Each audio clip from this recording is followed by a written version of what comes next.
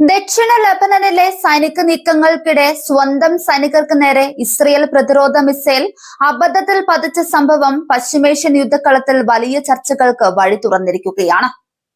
സാങ്കേതിക വിദ്യയിലും ആക്രമണശേഷിയിലും ലോകത്തിലെ ഏറ്റവും അത്യാധുനിക സേനയെന്ന് അവകാശപ്പെടുന്ന ഇസ്രയേൽ പ്രതിരോധ സേനയ്ക്ക് നേരിട്ട ഈ വീഴ്ച അന്താരാഷ്ട്ര മാധ്യമങ്ങളിലടക്കം വലിയ വാർത്തയായി മാറി.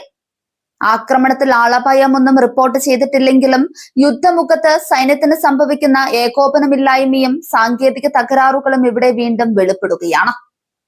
സംഭവം നടന്ന ഉടൻ തന്നെ വിഷയം സ്ഥിരീകരിച്ച ഇസ്രയേൽ സൈനിക വക്താവ് അബദ്ധത്തിൽ തൊടുത്തുവിട്ട ഇന്റർസെപ്റ്റർ മിസൈലിനെ കുറിച്ച് വിശദമായ അന്വേഷണം പ്രഖ്യാപിച്ചിട്ടുണ്ട്. ലെബനൻ അതിർത്തിയിൽ ശക്തമായ ആക്രമണങ്ങൾ തുടരുന്ന പശ്ചാത്തലത്തിൽ ഇത്തരമൊരു സുരക്ഷാ വീഴ്ച സംഭവിച്ചത് എങ്ങനെയെന്നത് സൈനിക നേതൃത്വത്തെ വലിയ പ്രതിസന്ധിയിലാക്കുന്നു.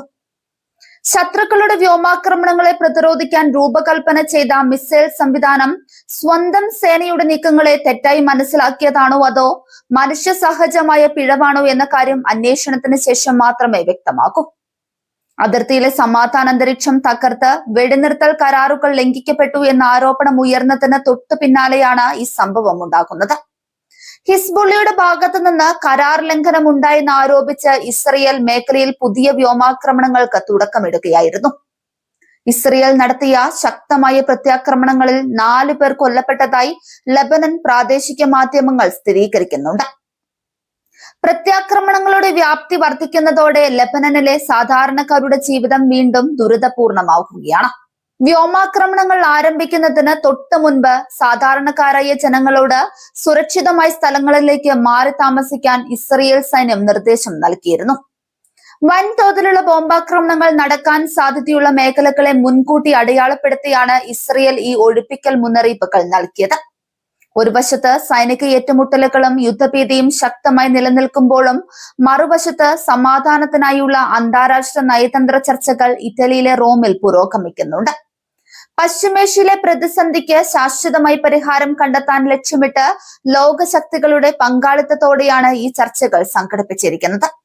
ചർച്ചകളിൽ ഏറ്റവും പ്രധാനപ്പെട്ട വിഷയം ഹിസ്ബുള്ളിയുടെ ആയുധ നിരീക്ഷണവും ആയുധങ്ങൾ പൂർണ്ണമായി ഒഴിവാക്കലുമാണ്. ലെബനനിൽ ശക്തമായ രാഷ്ട്രീയ സൈനിക സ്വാധീനമുള്ള ഹിസ്ബുള്ളിയെ നിരായുധീകരിക്കാതെ പ്രദേശത്ത് ശാശ്വത സമാധാനം സാധ്യമല്ലെന്നാണ് അമേരിക്കയും ഇസ്രയേലും അടക്കമുള്ള രാജ്യങ്ങളുടെ നിലപാട്.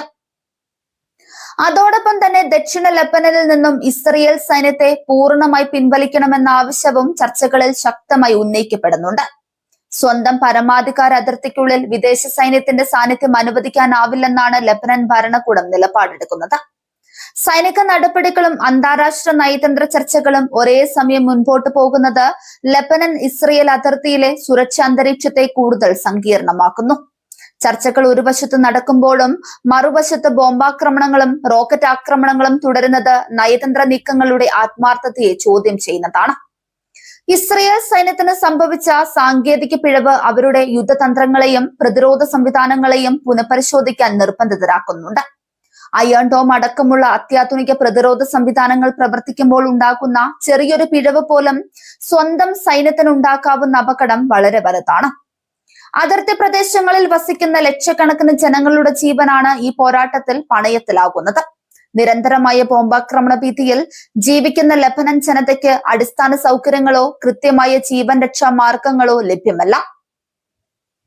ഹിസ്ബുള്ളിയുടെ ഭാഗത്തു നിന്നുണ്ടാകുന്ന തിരിച്ചടികളും മേഖലയിലെ സാഹചര്യം കൂടുതൽ വഷളാക്കുന്നുണ്ട്. ഇസ്രയേലിന്റെ ആക്രമണങ്ങൾക്ക് തക്കതായി മറുപടി നൽകുമെന്ന നിലപാടിലാണ് അവർ മുന്നോട്ടു പോകുന്നത്. ഇത് 2 രാഷ്ട്രങ്ങൾ തമ്മിലുള്ള യുദ്ധം എന്നതിലുപരി മേഖലയിലെ മറ്റു സായുധ സംഘങ്ങളെ കൂടി ഉൾപ്പെടുത്തി ഒരു വലിയ വൻകര യുദ്ധമായി മാറാനുള്ള സാധ്യത വർദ്ധിപ്പിക്കുന്നുണ്ട്. റോമിൽ നടക്കുന്ന ചർച്ചകളുടെ ഫലപ്രാപ്തിയെക്കുറിച്ച് അന്താരാഷ്ട്ര സമൂഹത്തിൽ വലിയ സംശയങ്ങൾ നിലനിൽക്കുന്നുണ്ട്. മുൻപും സമാനമായ രീതിയിൽ ഒട്ടേറെ നയതന്ത്ര ചർച്ചകൾ നടന്നിട്ടുണ്ടെങ്കിലും അവയൊന്നും പൂർണ്ണമായ ഒരു വെടിനിർത്തലിൽ എത്തിച്ചേർന്നിരുന്നില്ല. ഇസ്രയേൽ തങ്ങളുടെ അതിർത്തി സുരക്ഷയ്ക്ക് മുൻഗണന നൽകുമ്പോൾ ലെബനൻ തങ്ങളുടെ പരമാധികാരവും ജനങ്ങളുടെ സുരക്ഷിതത്വവുമാണ് പ്രധാനമായി കാണുന്നത്. ഈ 2 ആവശ്യങ്ങളും പരസ്പരം വിരുദ്ധമായ രീതിയിൽ അവതരിപ്പിക്കപ്പെടുമ്പോൾ മധ്യസ്ഥ ശ്രമങ്ങൾ കൂടുതൽ സങ്കീർണമാകുന്നു. മിസൈൽ അബദ്ധത്തിൽ ലക്ഷ്യം മാറിയ സംഭവം ഇസ്രയേൽ മാധ്യമങ്ങളിലും വലിയ വിമർശനങ്ങൾക്ക് വഴിവെച്ചിട്ടുണ്ട്. സൈന്യത്തിന്റെ ആന്തരിക ഏകോപനത്തിൽ വന്ന തകരാറുകൾ പരിഹരിക്കപ്പെടണമെന്നാവശ്യപ്പെട്ട് പ്രതിപക്ഷ കക്ഷികളും രംഗത്തെത്തി. അന്താരാഷ്ട്ര നിയമങ്ങൾ കാറ്റിൽ പറത്തിക്കൊണ്ടാണ് ഇരുവിഭാഗവും മുന്നോട്ടു പോകുന്നതെന്ന വിമർശനവും ശക്തമാണ്. ജനവാസ മേഖലകളെ ലക്ഷ്യമിട്ട് നടത്തുന്ന ആക്രമണങ്ങളും മുന്നറിയിപ്പില്ലാതെ നടത്തുന്ന ബോംബിങ്ങുകളും മനുഷ്യാവകാശങ്ങളുടെ നഗ്നമായ ലംഘനമാണ്. യുദ്ധം തുടരുന്നത് മേഖലയിലെ എണ്ണ ഉൽപാദനത്തെയും അന്താരാഷ്ട്ര വ്യാപാര പാതകളെയും ഒരുപോലെ ബാധിക്കുന്നുണ്ട്.